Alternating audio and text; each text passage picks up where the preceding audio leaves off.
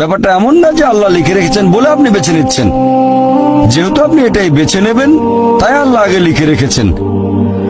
এখানে পছন্দ আপনার, তবে আল্লাহ আপনার পছন্দ জানেন। যেমন ধরেন একটা রাস্তার মোড়ে আসলেন, সামনে 5টা রাস্তা, রোড নাম্বার 1, 2, 3, 4, 5।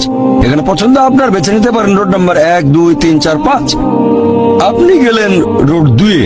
এটা আগে থেকেই লেখা আছে আপনার নিয়তিতে যে আপনি যাবেন 2 নম্বর রোডে। ব্যাপারটা এমন না যে আল্লাহ লিখেছেন বলে আপনি করছেন। যেহেতু আপনি এটাই বেছে নেবেন, তাই আল্লাহ আগে লিখে রেখেছেন। তাহলে পছন্দ আপনার। আপনি চাইলে টাকা উপার্জন করতে পারেন ভালো কাজের মাধ্যমে, হালাল উপায়ে, অথবা পারেন চুরি করে হারাম উপায়ে। পছন্দ আপনার। ধরেন চুরি করলেন, এটা আপনার সিদ্ধান্ত। তবে আল্লাহ আগে থেকে জানেন যে এই লোকটা সহজে টাকা পেতে চায়, তাই চুরি করবে। তাই আল্লাহ আগে লিখে রেখেছেন যে এই লোকটা 25 বছর বয়সে চুরি করবে। এখানে দোষটা কার? দোষ আসলে আপনার। তবে আল্লাহর আছে ইলমে গায়েব, তাই তিনি আগেই লিখে রেখেছেন।